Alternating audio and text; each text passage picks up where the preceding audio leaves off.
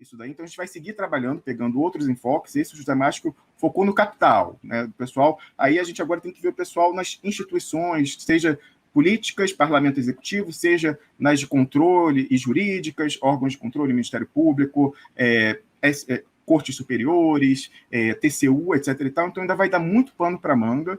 Pegar, e sabe o que é interessante, Eduardo?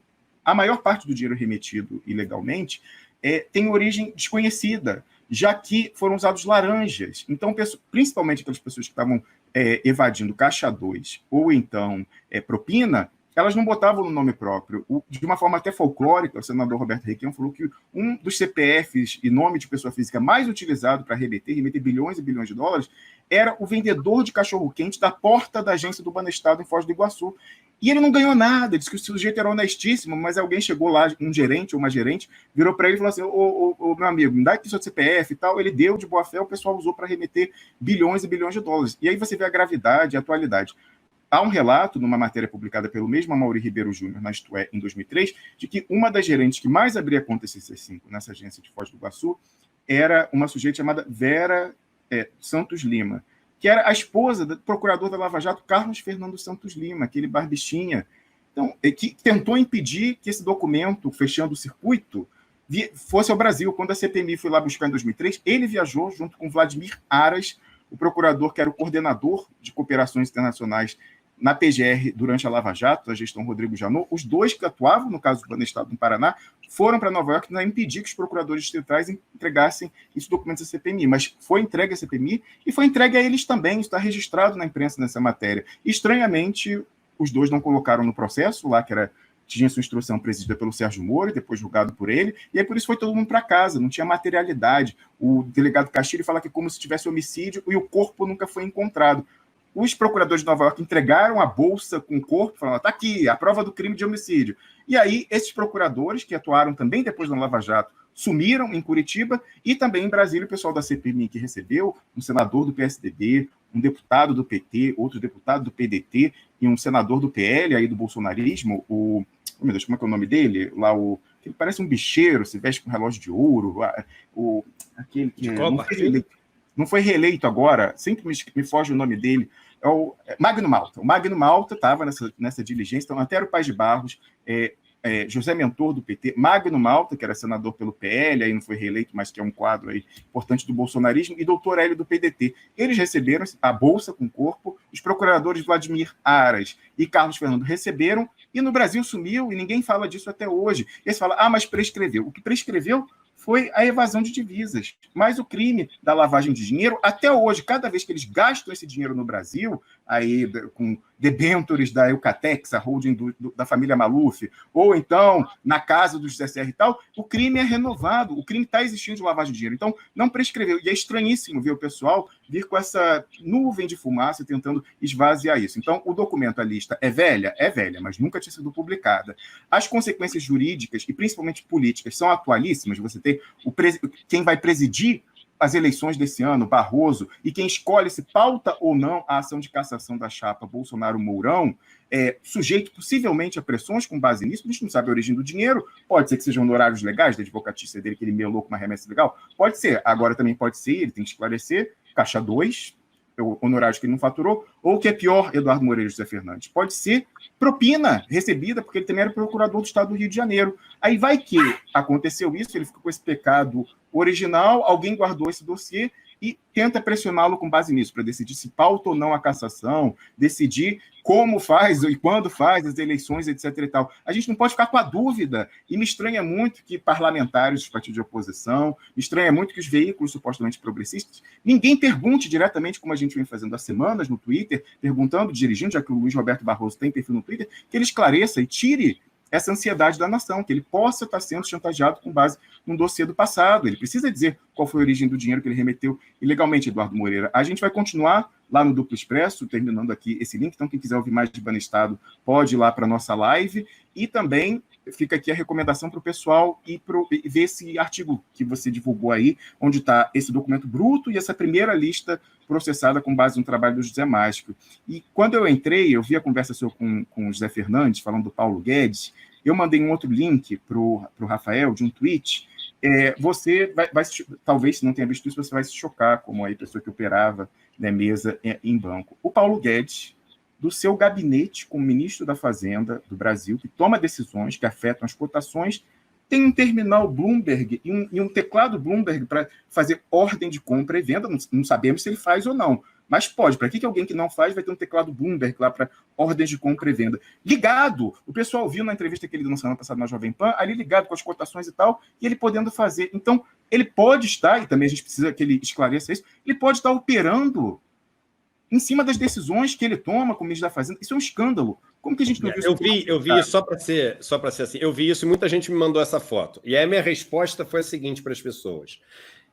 O fato, eu não conheço ninguém mais crítico ao Paulo Guedes do que eu. Eu gasto 90% do meu tempo criticando o Paulo Guedes. Acho que o cara é um sociopata, acho que o cara, enfim, está destruindo a vida de milhões de brasileiros, destruindo mesmo, matando com as medidas que ele está tomando. O fato dele ter um terminal da Bloomberg ali não quer dizer, como o Rômulo falou agora, que ele está operando. Até porque, se eu, Eduardo, pudesse, eu teria um terminal desse, porque é o lugar onde você consegue ver as informações do mundo inteiro, desde cotações até notícias, da maneira mais rápida, e tem um sistema de mensageria muito bom também. Eu não tenho por quê? Porque um terminal da Bloomberg, ele custa, se não me engano, $2.000 por mês. Então, eu gastar R$10.000 por mês para ver notícias, eu prefiro ver notícias com 10 minutos de atraso nos sites e não pagar R$10.000 por mês. Então, é por isso o motivo pelo qual não tenho. Então, eu tenho muito essa preocupação, e eu já queria fechar aqui, Rômulo, de ser assim o mais justo dentro das informações que eu tenho para as coisas. Assim.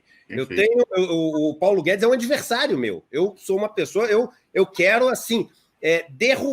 eu quero derrubar o projeto de Paulo Guedes, porque o Brasil que eu acredito, ele é destruído com o projeto de Paulo Guedes. Mas eu tenho que, dentro dessa minha caminhada, ter um senso de correção dentro daquilo que eu faço. E até a sua vinda aqui hoje, eu queria já terminar agradecendo, foi nesse sentido, porque as pessoas estão falando tanto de Banestado, vamos aprender um pouco, gente. E você, sinceramente, fica aqui um elogio. Eu acho que você foi muito didático aqui, e é muito importante. E aí as pessoas que querem ir além, poxa, pode até continuar hoje, aqui no site do Duplo Expresso, e vão ter ali sempre as informações. Por quê? Porque o portal do Eduardo não é um portal do Banestado. O portal do Eduardo não é um portal do espiritismo, do catolicismo, da denúncia contra a Caixa. É um portal de várias coisas. E a gente vai levantando as denúncias e tem pessoas que resolvem mergulhar, resolvem se aprofundar, resolvem aprender mais sobre essas denúncias. E aí as pessoas que estão interessadas nesses assuntos,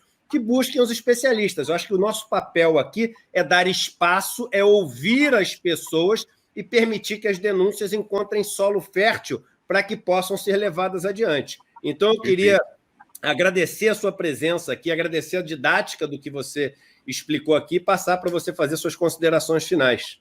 Olha, eu que agradeço. É importantíssimo furar essa bolha. Aí, interesses muito estranhos estão tentando esvaziar com falácias. Prescreveu a evasão de divisas. Não, mas não prescreveu a lavagem de dinheiro, que continua existindo. Isso é velho, a lista é velha. É velha e nunca tinha sido divulgada. Por quê? Já que a imprensa tinha acesso a isso. Por quê? Então, é importante furar essa bolha. Eu não tenho dúvida, Eduardo Moreira, de que você, ao longo do dia, receberá ligações de pessoas que vão, o que você abriu espaço para esse cara falar de Banestado e tal? Eu vou, inclusive, na sequência, mostrar uma influenciadora aí à esquerda falando que quando um outro canal me deu espaço para falar isso, que ela ligou para tomar satisfação. Que história é essa de abrir espaço? Então, vou mostrar um registro em vídeo da sujeita falando isso ontem. Então, não tenho dúvida que o pessoal vai ligar para te azucrinar, mas você passou naquilo que a gente chama de teste da navalha expressa. Né? Tem algumas pautas muito caras a nós no Duplo Expresso, essa questão do Banestado e o novo, que é pedir ao presidente Lula, aliás, cobrar do presidente Lula, que ele que pediu a lista integral da Odebrecht aqui na Suíça 2 semanas atrás, que ele não use só isso no processo dele para benefício lá processual dele, que ele, mais do que isso, publicize porque estão os nomes que foram ocultados pela Lava Jato nessa lista. Então, o doleiro dos doleiros, Dario Messer, que passou incólume do Banestado por todos os outros escândalos financeiros até Banestado, até Lava Jato, sendo que um preposto dele, o Juca Bala, fez uma delação homologada na Lava Jato do Rio de Janeiro, com o juiz Marcelo Bretas, em que ele fala, sabe por que o Dario Messer não foi incomodado nem no Banestado, nem na Lava Jato? Porque ele paga $50 mil por mês há um advogado em Curitiba, de nome Figueiredo Basto, que distribui lá na polícia, no Ministério Público, no gabinete do juiz e tal, e por isso que ele passou incólume. E aí se torna verossímil essa narrativa, uma delação premiada, né, assim, homologada por um colega do Sérgio Moro, colega de Deltan Dallagnol, de Ministério Público. Fica verossímil porque o Dario Messer estava na delação de 2 ex-diretores da Odebrecht, falando, olha, ele foi a quem a gente recorreu, já que agora não tem mais CC5, para evadir o dinheiro que pagar propina lá, a gente usou o Dario Messer. E o Dario Messer não foi investigado, não foi processado, não foi ouvido sequer como testemunha, sendo que era muito fácil lá o Ministério Público pedir e o Sérgio Moro homologar um pedido de carta rogatória para que ele fosse ouvido. Naquela altura ele estava no Paraguai, todo mundo sabia onde ele estava, não pediu para ouvi-lo sequer como testemunha. Então isso é muito esquisito, torna verossímil essa narrativa. E a atualidade, a lista do Banestado do século XXI é a lista integral do Odebrecht, porque a Lava Jato recebeu isso e foi só atrás dos alvos políticos que ela queria, do PT. Então a gente vai ver todos os tucanos que foram preservados, vamos ver nomes do judiciário que foram preservados, nomes da mídia que foram preservados, os bancos que foram utilizados. Então eu queria também fechar com isso, fazendo esse chamamento para que a lista do século XXI, que é a lista do Odebrecht, que o ex-presidente Lula vai receber, que ela não termine como um banestado lá atrás, que o PT, junto com o PSDB, junto com o judiciário, operaram para enterrar, né, para vantagens pessoais, quando a gente está vendo que esses grandes interesses que estão na lista lá atrás do Banestado, agora na lista da Odebrecht, estão operando a destruição do Brasil, a agenda do Paulo Guedes, quem sabe até com base em chantagem por causa desses dossiês, de estarem pendurados em Banestado e mais uma vez em Odebrecht. Então, a gente aqui reforça 2 pedidos, eu queria com isso concluir. A gente tem que exigir do ex-ministro Zé Dirceu que dê essa lista, ou então explique o que aconteceu para o homem que ele colocou na relatoria, José Mentor, não ter sumido com essa lista, a lista VIP, que fecha o circuito da lavagem de dinheiro, e exigir do ex-presidente Lula, a quem a gente dedica muita estima, mas que tem essa responsabilidade com o Brasil, de não usar essa informação fundamental para desconstruir a narrativa de que a Lava Jato combatia a corrupção. Não, era um instrumento político para ir atrás de algo muito delimitado, que era o projeto trabalhista, né, do PT, uma social-democracia assim, limitada. E poupou todo mundo nas outras áreas. Inclusive, a gente já sabe que tem os nomes de cúpula do judiciário.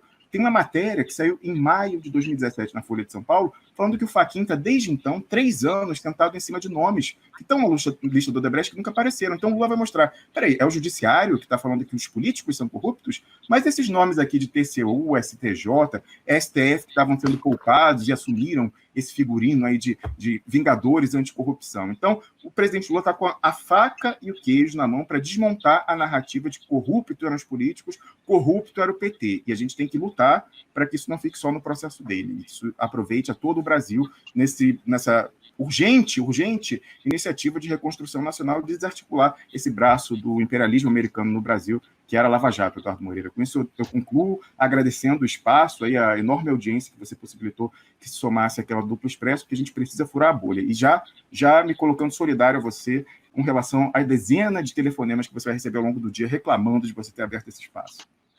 Não tem problema.